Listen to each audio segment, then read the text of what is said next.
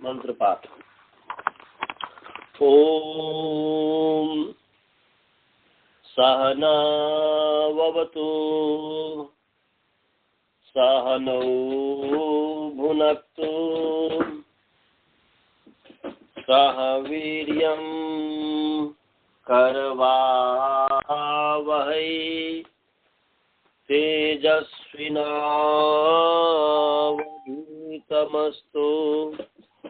मा विद्विषावहै।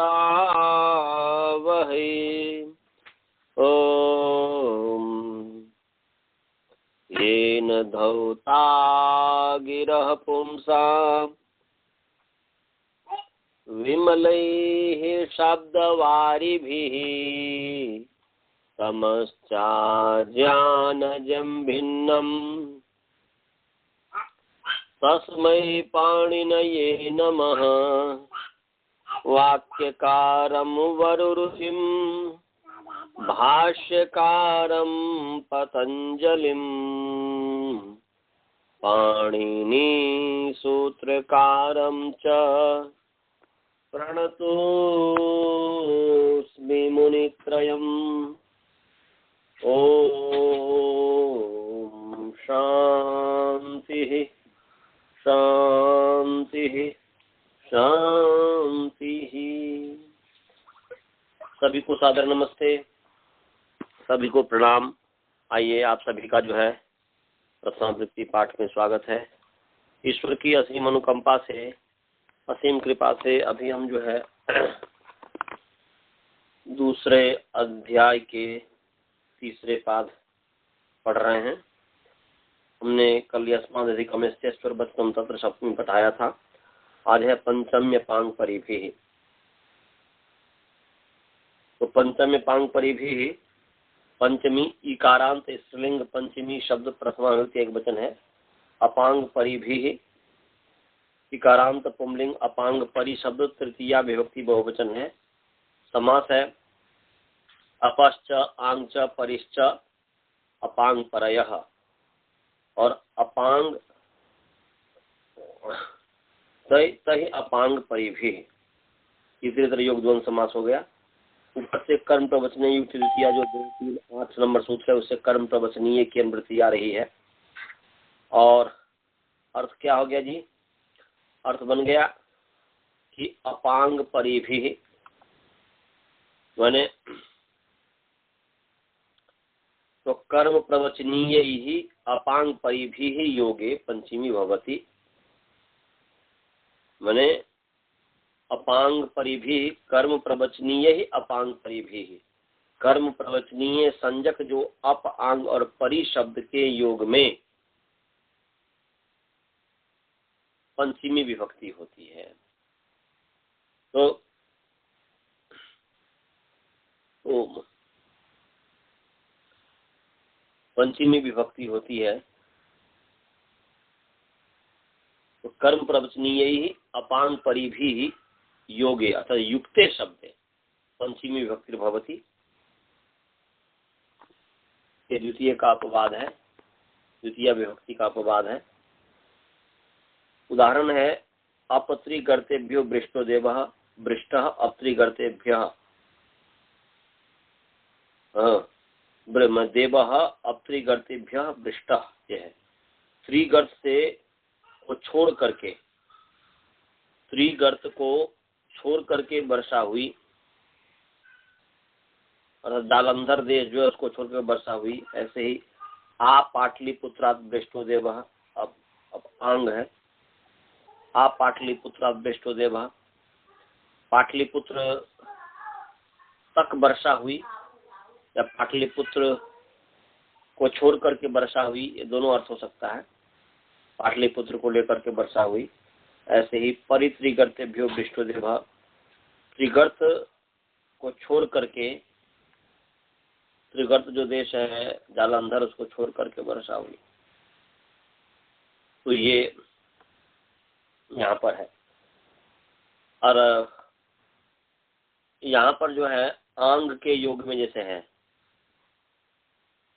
तो आंग के योग में तो आंग के जो है आके अनेक अर्थ हैं। उसमें ईसद अर्थ है क्रिया योगे मर्यादा अभिविधौ चय एता माता नितम विद्या तो वाक स्मरण और अगित। तो ईसद अर्थ क्रिया योग मर्यादा और अभिविधि 4 अर्थ में आंग का प्रयोग होता है, इसलिए आंग है नित्य सहित जो है। तो मर्यादा अर्थ में जैसे कहेंगे तो आ मुक्ते संसार तेर बिना मर्यादा भवती तेन सहित अभिविधि भवती। ये तो मर्यादा अर्थ में आ मुक्ते है संसार, तो मुक्ति से पहले पहले संसार है मर्यादा, ये मर्यादा अर्थ हो गया। आ मुक्ते संसार यदि इसका प्रयोग किया जाता है तो आ मर्यादा अर्थ में तो मुक्ति निर्दिष्ट देश है उससे पहले। तो मुक्ति से संसार किसका नाम है? मुक्ति से पहले, मुक्ति को छोड़ करके मुक्ति से पहले संसार है। और अभिविधि अर्थ करेंगे तो आ कुमारे भी यश पाणिने, कुमारों के प्रत्येक कुमारों में पाणिनि का यश है। तो ये इसी को यहाँ पर आंग से जो मर्यादा अर्थ में हमें कर सकते हैं। और अपरिवर्जने जो है इस सूत्र से जो है कर्म प्रवचने संज्ञा हुई थी वर्जन अर्थ में। आगे है प्रतिनिधि प्रतिदाने च अस्मात्, प्रतिनिधि प्रतिदाने अकारांत नपुंसकलिंग प्रतिनिधि प्रतिदान शब्द प्रथमा द्विवचन है, 24 पद है। यस्मात् सर्वनाम नपुंसकलिंग सप्तम में पंचमी विभक्ति एक वचन है।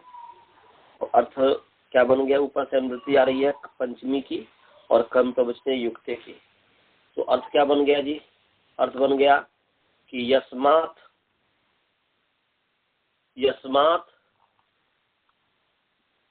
प्रतिनिधि प्रतिदाने, यस्मात् प्रतिनिधि प्रतिदाने भवतः तस्मात् कर्म प्रवचनीय युक्ति पंचमी भवति। यस्मात् प्रतिनिधि प्रतिदाने भवतः, अर्थात यस्मात् प्रतिनिधि भवति यस्मात् च प्रतिदानम भवति, ये अर्थ हुआ। यस्मात् प्रतिनिधि प्रतिदाने च भवतः, प्रतिदान प्रथम बहुवचन द्विवचन है इसलिए भवतः जोड़ दीजिए। यस्मात् प्रतिनिधि प्रतिदाने च भवतः, भवत कहने की आवश्यकता नहीं है, प्रतिनिधि प्रतिदाने भवतः तस्मात् कर्म प्रवचनीय युक्ते शब्दे पंचमी विभक्ति भवति। तो यस्मात् प्रतिनिधि, जिससे प्रतिनिधि, जिससे प्रतिनिधि हो, जिससे प्रतिनिधि हो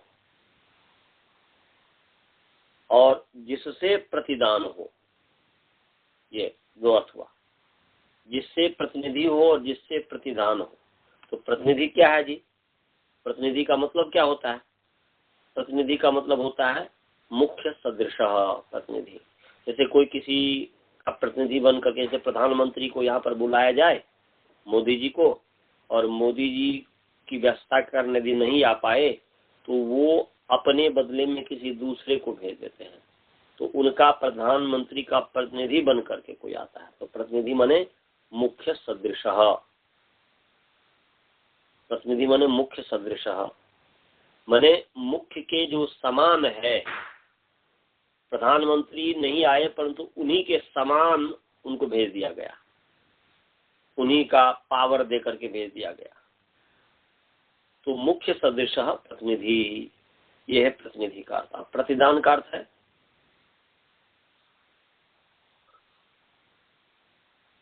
प्रतिदान। तो जो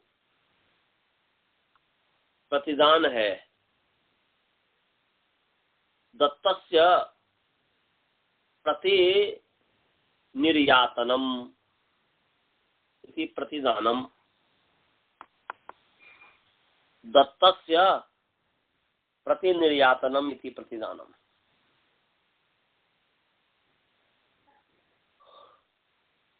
दत्तस्य जो है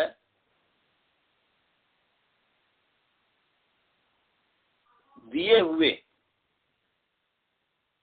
प्रतिदान दत्तस्य प्रतियातनम, जो दिया उसके जो प्रति, किसी ने दिया, जैसे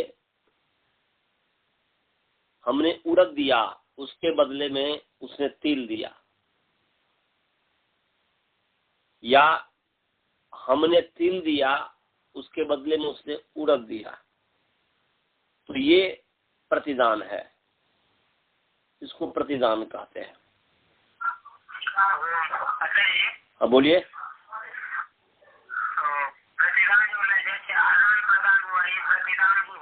हाँ, आदान प्रदान, जैसे हमने आपको पहले जमाने में तो ये पैसा इत्यादि नहीं, पहले से शुरू में तो क्या है, हमें चावल की आवश्यकता है, तो हमने आपके पास चावल है तो हमने आपसे चावल ले लिया और उसके बदले में आपको हमने गेहूं दे दिया। तो जो दिया हमने लिया और आपको जो दिया बदले में, प्रति माने बदले में, दान माने देना, बदले में देना। चावल लिया और उसके बदले में हमने गेहूं दिया, हमने उड़द का दाल लिया उसके बदले में हमने तिल दिया, या हमने तिल दिया, तो तिल जो दिया हमने वो प्रतिदान हुआ। या हमें यदि तिल की आवश्यकता है तो हमें यदि उड़द की आवश्यकता है तो हमारे पास तिल है तो हमने तिल दिया, उसने हमें तिल दिया तो उसके बदले में हमने उसको उड़द दिया। समझ गया जी? दान के बदले जो होता है वो प्रतिदान होता है। इस चीज को समझना है। इसी बात को हमने अभी संस्कृत में बोला था कि दत्तस्य प्रति निर्यातनम, दिए हुए जो है के प्रति निर्यात करना। दिए हुए के आयात और निर्यात समझते हो ना? आयात, जैसे आयात और निर्यात होता है, इसको अंग्रेजी में क्या कहते हैं जी? अंग्रेजी में पता है अनंत जी? हाँ, इम्पोर्ट और एक्सपोर्ट। हाँ, याद हो गया। इम्पोर्ट हो गया। हाँ बोलिए, क्या है?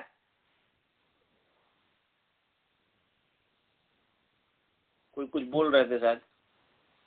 नहीं आचार्य जी, मैं अनम्यूट किया था, वही इम्पोर्ट एक्सपोर्ट बताने के लिए। अच्छा, इम्पोर्ट। तो इम्पोर्ट हो गया कि जो आया, और एक्सपोर्ट हुआ जो हमने दिया, भेजा, यही हुआ ना जी? हाँ आचार्य जी, लेकिन इम्पोर्ट एक्सपोर्ट उसके लिए करेक्ट वर्ड नहीं है, अंग्रेजी में इसको बार्टर सिस्टम कहते हैं। अब पता नहीं, मैंने प्रतिदानम प्रति एक होता आयात हुआ, एक दूसरा हुआ निर्यात। तो दत्त से प्रति निर्यातनम, दिए हुए व्यक्ति के प्रति जो निर्यात करना है वो प्रतिदान है। आपने हमें कुछ दिया और उसके प्रति, उसके बदले, प्रति माने बदले, उसके बदले जो हमने निर्यात किया, हमने आपको जो दिया वो हो गया प्रतिदान। उदाहरण के लिए जैसे प्रतिनिधि का समझ लीजिए। प्रतिनिधि क्या है? तो प्रतिनिधि का जो अर्थ दिया है, प्रतिनिधि का उदाहरण दिया जो प्रथमावृत्ति में कि अभिमन्यु अर्जुनतः प्रति। अभिमन्यु जो है अर्जुन के प्रतिनिधि है।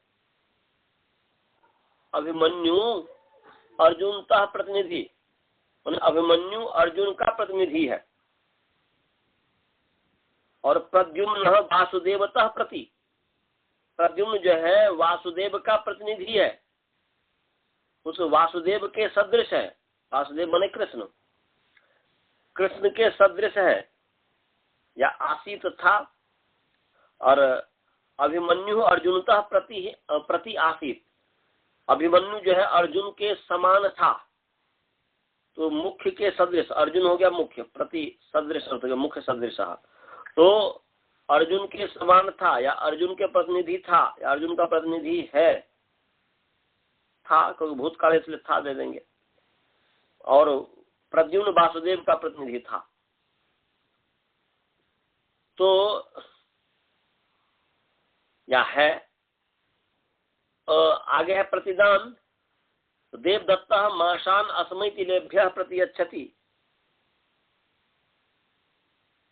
देवदत्त माशान अस्मै तिलेभ्यः प्रतियच्छति।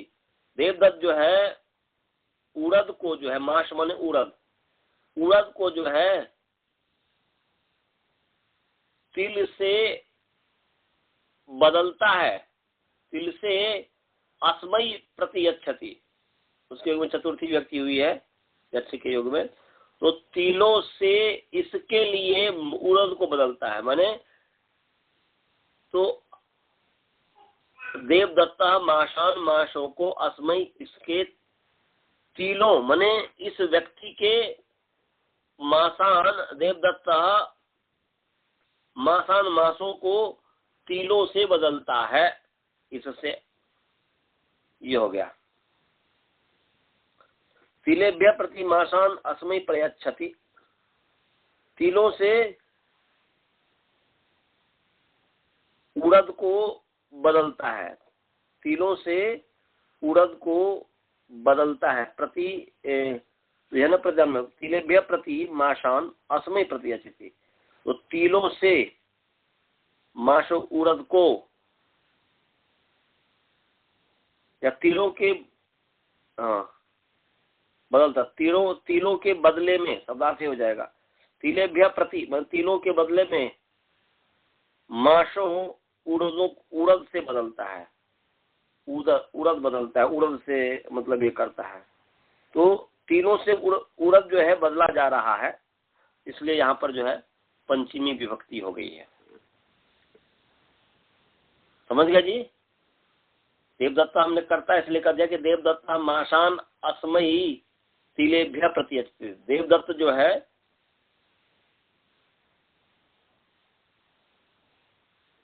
तिलों से उड़द को बदलता है। अस्मयी, तो अस्मयी माने इसके लिए, इसके लिए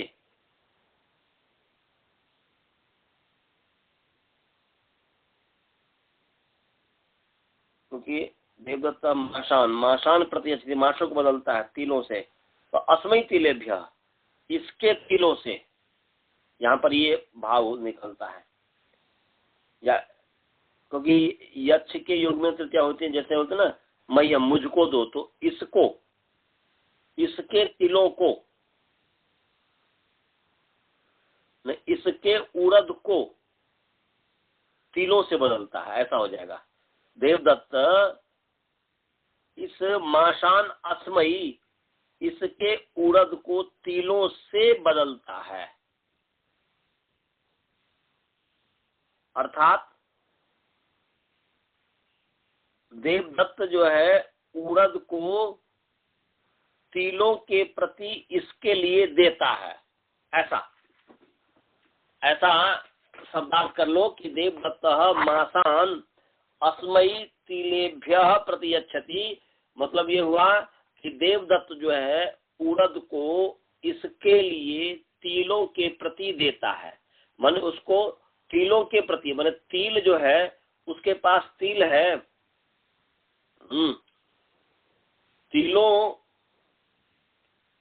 उड़द को, माने देवदत्त जो है उड़द को देता है तिलों के प्रति, अर्थात उड़द दे रहा है और तिल ले रहा है।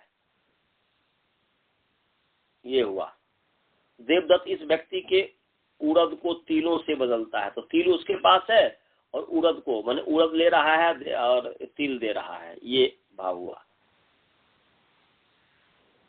समझ में आ गया जी इसका अर्थ? स्पष्टता के लिए एक प्रश्न है, ये कर्म प्रदक्षिणीय युक्त द्वितीया, इसके अपवाद सूत्र है क्या आता है ये सब? अजी जो कर्म प्रदक्षिणीय युक्त द्वितीया ये सूत्र है, उसके अपवाद सूत्र है क्या ये जो प्रतिनिधि प्रतीक? हाँ द्वितीया का, हाँ जी जी जी जी द्वितीया का अपवाद है ना ये सब। कर्म प्रवचने की द्वितीया होती है ना, तो इसमें कर पंचमी हो जाएगी। इसलिए मैंने बोला था ना कि द्वितीया का अपवाद है, बताया था मैं शायद। और इसका अर्थ समझ गया ना जी? देवदत्त माशान अस्मयी तिलेभ्य प्रत्यच्छति, मतलब कि देवदत्त उड़द को इसके लिए तिलों के प्रति बदलता है, तिलों के प्रति देता है। तो तिलों के प्रति देता है मतलब क्या हुआ? उड़द को तिलों से बदलता है, तिलों के प्रति उड़द को देता है, माने उड़द उसको देता है और तिल तिलेभ्य तिलेभ्य है ना जी, तिलों से, तिलेभ्य पंचमी है ना, हाँ सर, अस्मयी चतुर्थी है। हाँ समझ में आ गया। तो जहाँ पंचमी लगता है वो उसको दे रहा है। हाँ, तो वो तिलों से उड़द को देता है, इसके लिए तिलों से उड़द को देता है। मतलब जैसे मान लीजिए मैं और आप हूँ, आप और मैं हूँ, तो अब जो है कि अब मैं जो है उड़द को आपको दे रहा हूँ तिलों से। तो मैं उसके लिए, माने मैं जो है आपके लिए इसमें एक कह दूंगा कि वेद श्रमी माशान, वेद श्रमी माशान द्रोणाय, ऐसा कर देंगे ना जी, वेद श्रमी माशान द्रोणाय तिलेभ्य प्रतियच्छति। तो वेद श्रमी जो है उड़द को द्रोण के लिए तिलों के प्रति, मतलब तिलों से बदलता है, तिलों से देता है। तो माश को मैं आपको जो है उड़द दे रहा हूं और आपसे मैं तिल ले रहा हूं, समझ गया जी? हाँ सर। तो ये है। आगे है गत्यर्थ कर्मणि द्वितीया चतुर्थ्यो चेष्टाया मनध्वनि। तो गत्यर्थ कर्मणि,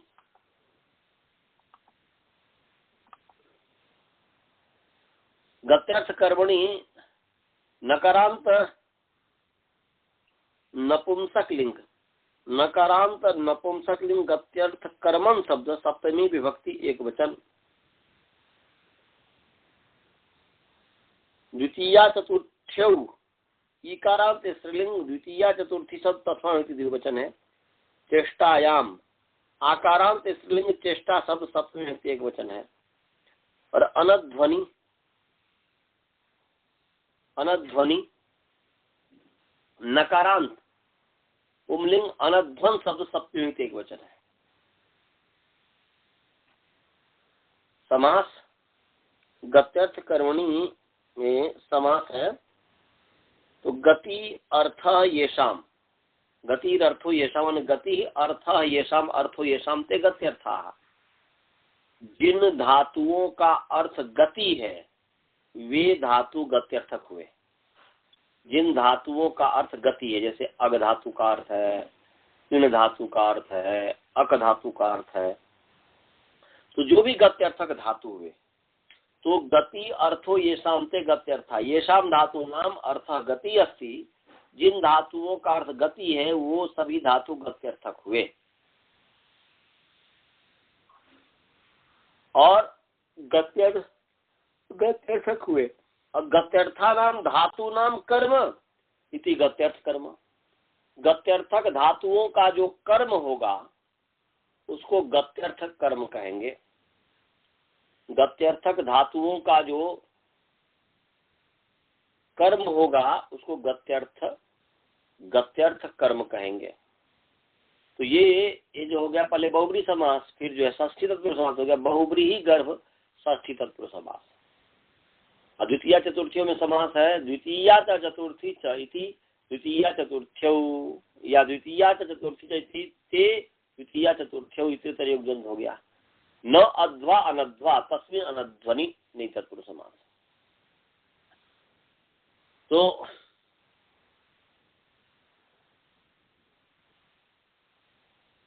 यहाँ पर तो अनभिहित जो है, अनभिहित की अनुवृत्ति आ रही है, वो तो पूरे पाद में ही चलता है अनभिहित। तो क्या अर्थ हो गया जी? अर्थ हो गया कि चेष्टायाम अनध्वनि, इसका अन्वय करके जो अर्थ करेंगे होगा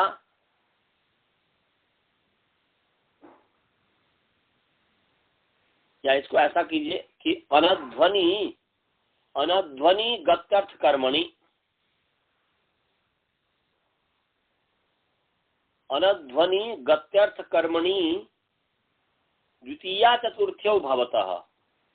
चेष्टायाम गम्यमानायाम, चेष्टा गम्यमान होने पर, चेष्टा वाले परिस्पंदन क्रियायाम गम्यमानायाम, परिस्पंदन जो क्रिया है वो गम्यमान होने पर जो है अध्वा अध्वा भाति से भिन्न जो गत्यर्थ कर्म है उसमें द्वितीया और चतुर्थी विभक्ति होती है।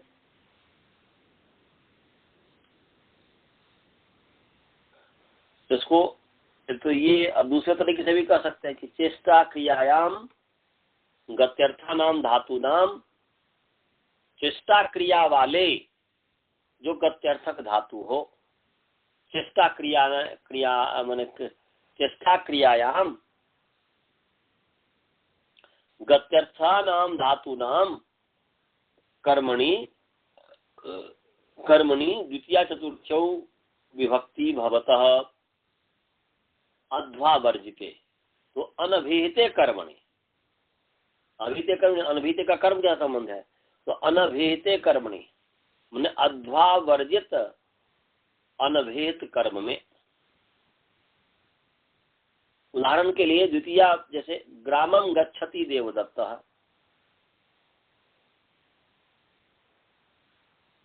ग्रामं गच्छति देवदत्तः, गम धातु है, ये गत्यर्थक धातु है और गत्यर्थक धातु का कर्म है गांव, ग्रामम, तो उसमें द्वितीया विभक्ति भी हो जाएगी, चतुर्थी विभक्ति हो जाएगी। ग्रामाय गच्छति देवदत्ता भी हो जाएगा और ग्रामम गच्छति देवदत्ता भी हो जाएगा। जैसे ऐसे ही ब्रज है, ब्रज भी गति अर्थ में है, तो ग्रामम ब्रजति यजदत्तः, यजदत्त गांव जाता है, और ग्रामाय ब्रजति यजदत्तः, गत्यर्थक कर्म जो ब्रज धातु गत्यर्थ है उसके कर्म जो गांव है, उस गांव में चतुर्थी विभक्ति भी होती है और द्वितीया विभक्ति भी, अनभिहित कर्म में, तो ध्यान रखेंगे माने अनभिहित कर्म होना चाहिए। अनभिहित कर्म द्वितीया चतुर्थी भवता, अभिहित कर्म में उसमें तो प्रथमा हो जाएगी। हाँ जी बोलिए।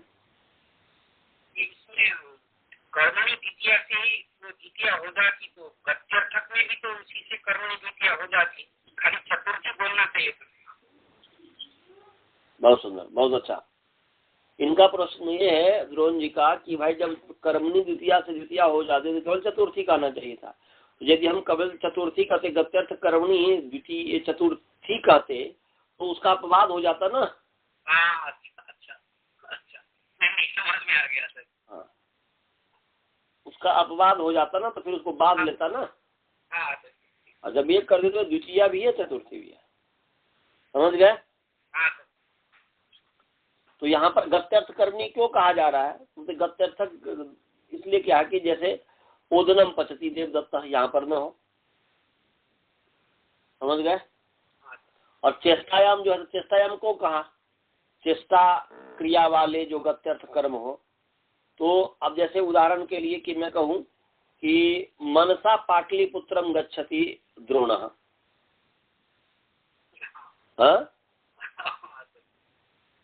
मनसा पाटलिपुत्रम गच्छति द्रोणः, द्रोण जो है मन से पाटलिपुत्र जाता है, या वाराणसी गच्छति या नेपाल नगरम गच्छति, नेपाल देशम गच्छति। तो यहाँ पर जो है मन से जा रहा है, चेष्टा करके नहीं जा रहा है, इसलिए वहां पर गत्यर्थक धातु है, उसका कर्म है नेपाल नगर, नेपाल देश, या क्या बोलते पाटलिपुत्र या वाराणसी, परंतु वो चेष्टा न होने के कारण इसमें द्वितीया ही होगी, चतुर्थी नहीं होगी। समझ गए। और ऐसे जैसे अनध्वनि कहा है, अध्वा से भिन्न अर्थ में, अध्वा माने मार्ग, तो यहाँ पर अध्वा से भिन्न अनभिहित कर्म हो, अध्वा कर्म नहीं होना चाहिए है। तो अध्वा माने, अध्वा कहते मार्ग को, मार्ग कर्म का यहाँ पर निषेध कहा है। तो यहाँ चतुर्थी विभक्ति न हो, जैसे हाँ क्या बोलो।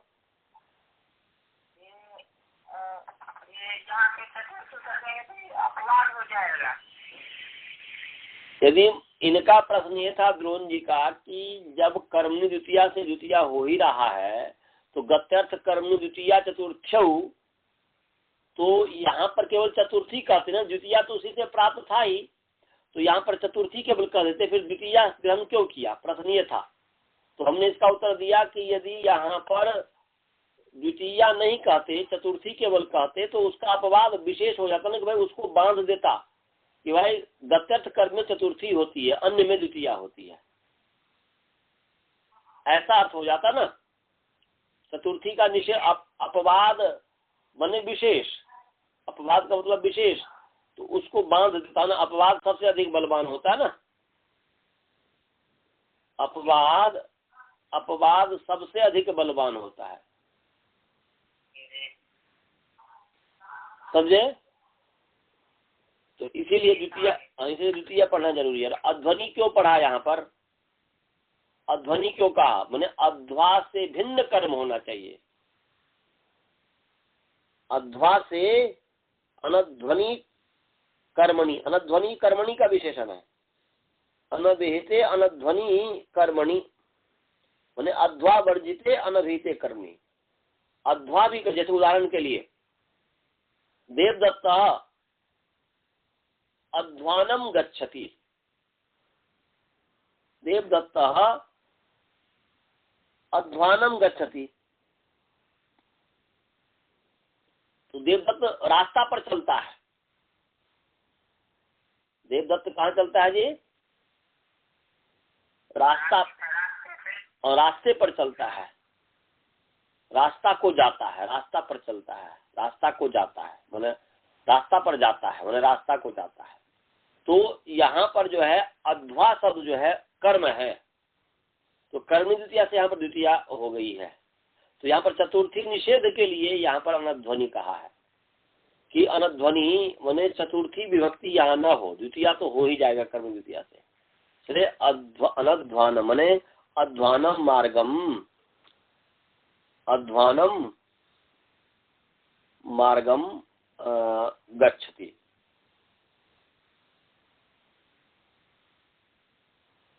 तो अध्वा माने अध्वा का ये अर्थ का ग्रहण है, इसलिए पंथानम गच्छति, मार्गम गच्छति, सब अर्थ हो जाएगा,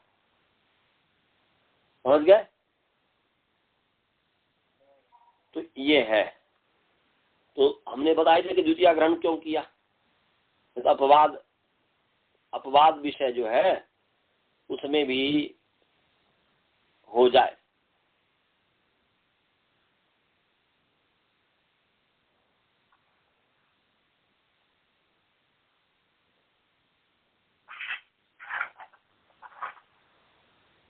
तो यहाँ पर एक और चीज कि द्वितीया क्यों पढ़ा, तो इसका समाधान जो है ये भी दिया जा सकता है कि अपवाद जो विषय है उसमें भी द्वितीया विभक्ति हो, अपवाद विषय में भी द्वितीया विभक्ति हो, समझ गए जी। हाँ सर, क्योंकि नहीं तो खाली चतुर्थी होती, तो वहाँ पे अपवाद में भी द्वितीया। हाँ, अपवाद विषय में भी द्वितीया हो, माने यहाँ पर एक समाधान हमने आपको ये दिया कि भाई यहाँ पर द्वितीया नहीं पढ़ते तो क्या होता कि ये कहते अपवाद होता, फिर चतुर्थी होती, द्वितीया नहीं होता। हाँ, एक तो ये, और दूसरी बात ऐसा यदि कहने लग जाए कि भाई कर्मणि द्वितीया कर्मी द्वितीया होती है, और ये पर्याय से कर देंगे, कर्म द्वितीया भी होती है, कर्म से चतुर्थी भी होती है, समझ गए। ऐसा कर्म में चतुर्थी भी होती है, ऐसा हो जाए विग्रह, व्याख्या हो जाएगा, तो फिर उसका उत्तर हम ये देंगे कि अपवाद विषय में भी हो जाए।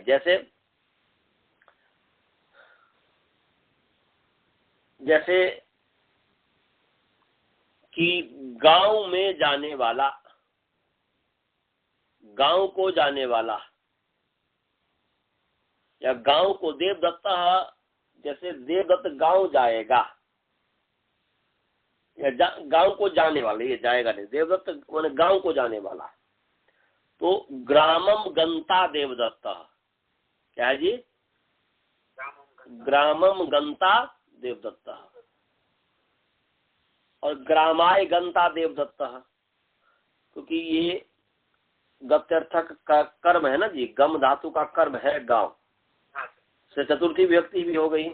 ग्रामम ग्रामाय व गंता। अब यहाँ पर वैसे कर्तरी कर्मणो कृति है ना जी, कर्तरी कर्मणो कृति कि कर्म के कर्ता के योग, कर्तरी कृत के योग में कर्ता और कर्म में षष्ठी विभक्ति होती है ना जी। तो गंता कृत है, कृदंत है, तो कृदंत के योग में यहाँ पर कर्म है गांव, कर्म है गांव, तो उसमें षष्ठी विभक्ति प्राप्त थी। समझे जी? मैंने यहाँ पर कर्तरी कर्मणो कृति आगे पढ़ाया जाएगा ना, आप पहले बताया भी हुए थे कितना बार, तो परंतु आगे इसी में आएगा। तो कर्तरी कर्मणो कृति कहता है कृद योगे कृदंत योगे कर्तरी कर्मणि षष्ठी भवती, कर्ता और कर्म में षष्ठी होती है कृदंत के योग में। तो गंता कृदंत है, इसके योग में कर्म है, यहाँ पर ग्रामम और ग्राम कर्म है, उसमें षष्ठी होनी चाहिए कि नहीं होनी चाहिए?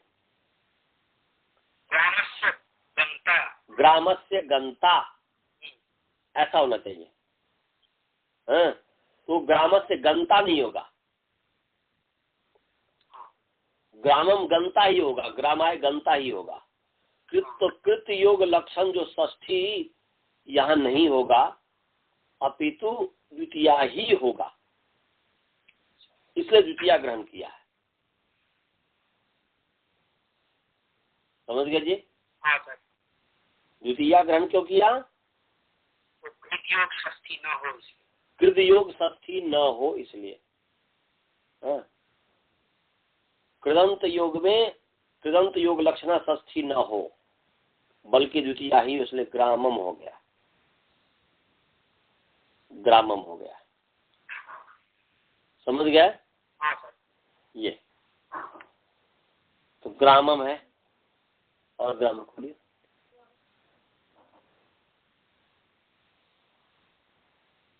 ग्रामाय है, ग्रामाय है, ग्रामम है। कोई आया है? लोग हाँ, नमस्ते डॉक्टर साहब। आ जाइए आइए डॉक्टर, हाँ आइए। अभी मैं पढ़ाता हूँ ना हर दिन रवि को। हाँ अभी पढ़ा रहा हूँ, कोई बात नहीं। ये ना वहाँ बच्चे थे और निशा ने मुझे खास बोला कि आपके लिए भी सेपरेटली ये भी रहना।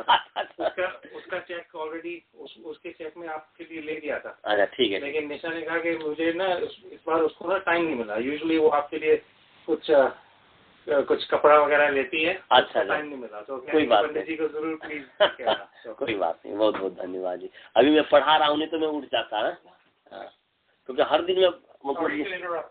हाँ ठीक है, बहुत बहुत धन्यवाद। हाँ यही रानी और सभी को नमस्ते कहेंगे। उधर में लाइट सब बंद कर दिए ना? उधर में लाइट इत्यादि सब बंद हो गया क्या? हो गया। हाँ ठीक है, मैं जाके फिर देख लेता हूँ। हाँ सब ऑफ कर दिया, एक बार मैं जा करके चेकअप कर लूंगा। मैंने दिया डॉक्टर रोड़ा को, उसमें से आप उसमें उसका आपका उसमें मैंने लिख दिया। ठीक है, कोई बात ठीक है, उसकी चिंता नहीं की। सब बहुत अच्छे हैं यहाँ पे, हमारे यहाँ पे सभी बहुत अच्छे हैं। हाँ ठीक।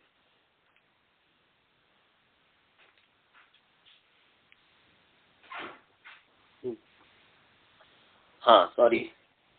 तो द्वितीया ग्रहण क्यों किया, समझ में आ गया ना जी? हाँ सर। यहाँ पर द्वितीया ग्रहण नहीं करते तो यहाँ पर षष्ठी विभक्ति हो जाती। हाँ सर। गत्यर्थ कर्म में एक तो है कि गत्यर्थ कर्म में चतुर्थी विभक्ति होती है, तो गत्यर्थ कर्म में चतुर्थी विभक्ति, परंतु ये जो है कृदंत के अपवाद जो विषय है, इस क्या बोलते हैं कि ये क्या कहते हैं, गत्यर्थ कर्म द्वितीय चतुर्थी चेष्टा मतलब ध्वनि तो ठीक है, और जगह जो है द्वितीय चतुर्थी तो हो जाती, और कर्म द्वितीय तो उससे हो जाती है, और बोलते कि चतुर्थी भी होती है, तो तिङंत में तो हो जाता, पर तो कृदंत इसका अपवाद हो गया ना जी, कृदंत इसका अपवाद हो गया। तो कृदंत अपवाद हो गया, इसलिए मन कर्तिक अनुकृति, तो अपवाद विषय में भी द्वितीया हो जाए, इसीलिए यहाँ पर जो है क्या कहते हैं कि द्वितीया ग्रहण किया कि अपवाद विषयेपि यथा स्यात्। द्वितीया ग्रहणम किम, द्वितीया ग्रहणम किम, तो अपवाद विषय यथा स्यात्। जैसे कि ग्रामम ग्रामायवा गंता, यहाँ जो है कृत योग लक्षणा षष्ठी नहीं होती है, बल्कि द्वितीया ही होती है। समझ गए? हाँ, आगे है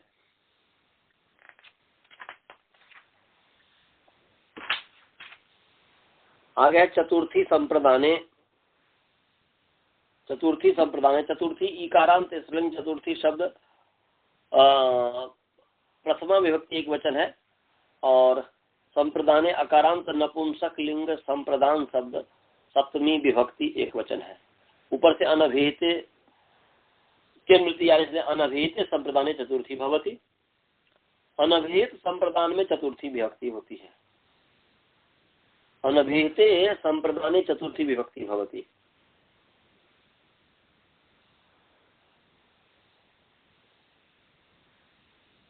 तो अनभिहित संप्रदान में माने अकथित जो संप्रदान कारक है उसमें चतुर्थी विभक्ति होती है।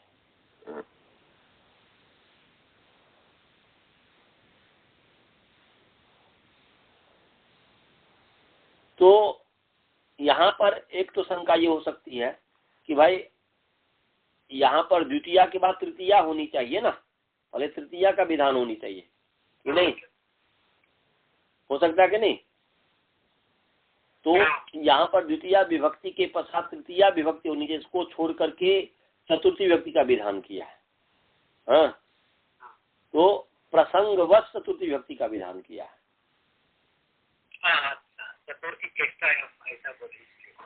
प्रसंगवश चतुर्थी का विधान किया है, प्रसंग चतुर्थी का चल रहा है ना जी। तो प्रसंगवश जो है यहाँ पर चतुर्थी का विधान किया, क्योंकि जो है यहाँ पर चतुर्थी है, इसलिए चतुर्थी का भी साथ में कर दिया, बाद में तृतीया बोलेगा, तृतीया को कहेंगे। हाँ, तो एक तो ये समझना है इसमें। और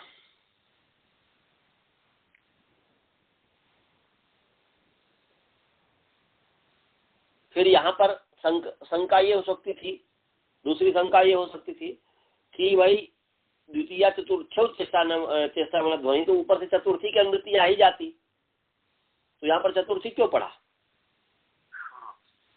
ये भी शंका हो सकती है ना जी।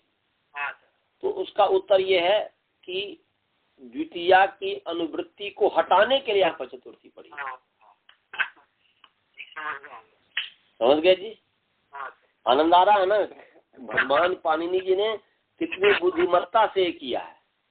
ये तो हाँ, विलक्षण है, ये विलक्षण है। इसके अंत, इसके बाद बुद्धि की सीमा नहीं है, उससे इन्होंने एक किया है। तो दो चीज इसमें हमने आपको समाधान दिया। एक तो है कि भाई तृतीया को छोड़ करके चतुर्थी क्यों किया, तो प्रसंग बस किया, यहाँ पर चतुर्थी का प्रसंग था, चतुर्थी था ही तो उसको कर दिया। दूसरी शंका ये हो सकती है कि भाई यहाँ पर जब चतुर्थी का प्रसंग है तो चतुर्थी की अनुवृत्ति आ ही रही है, तो यहाँ चतुर्थी ग्रहण क्यों किया। तो उत्तर यह है कि द्वितीया की अनुवृत्ति को हटाने के लिए यहाँ पर चतुर्थी का पुनः ग्रहण किया है। समझे? तो अनभिहिते संप्रदाने चतुर्थी भवती, अनभिहित संप्रदान में जो है चतुर्थी होती है। जैसे उदाहरण के लिए उपाध्याय गाम ददाती, उपाध्याय के लिए गौ देता है, तो देने क्रिया देवदत्त उपाध्याय गाम ददाती, तो देवदत्त जो है गौ को देता है उपाध्याय के लिए, अगर उपाध्याय को गौ देता है तो ये अनभिहित चतुर्थी है। ददाती क्रिया के द्वारा जो है, ददाती में ती जो है वो कर्ता अर्थ में है, देवदत्त को कह रहा है, तो ये गौ और उपाध्याय दोनों अनभिहित हो गया। तो अनभिहित कर्म में तो द्वितीया विभक्ति हो गई, और अनभिहित चतुर्थी में अनभिहित संप्रदान में चतुर्थी विभक्ति होगी। समझ गए जी? उपाध्याय संप्रदान है ना जी। कर्मणा यम भी प्रति संप्रदानम, कर्ता कर्म के द्वारा जिसको लक्षित करता है। तो यहाँ पर देवदत्त कर्ता जो है वह देने क्रिया के द्वारा माने कर्म के द्वारा, देने क्रिया का जो कर्म है उसके द्वारा गौ के द्वारा लक्षित कर रहा है उपाध्याय को, उसमें उपाध्याय उससे संप्रदान है, उसमें चतुर्थी विभक्ति है। देवदत्ताय रोचते,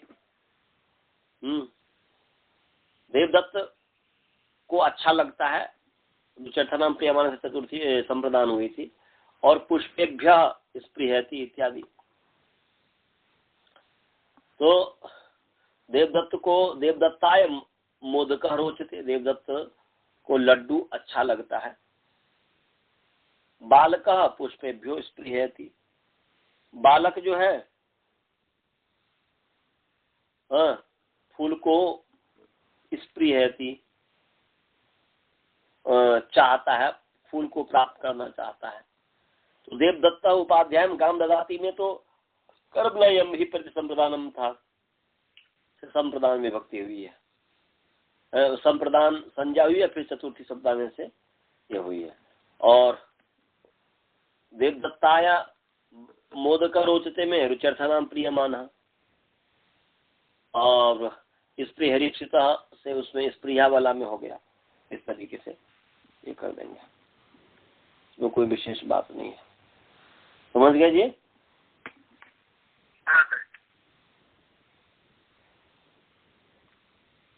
तो प्रथमावृत्ति में मानवकाय भिक्षाम ददाती दिया, शिष्याय विद्याम ददाती, देवदत्ताय रोज मोदक, एक ही चीज है। इतने ही रहने दीजिए,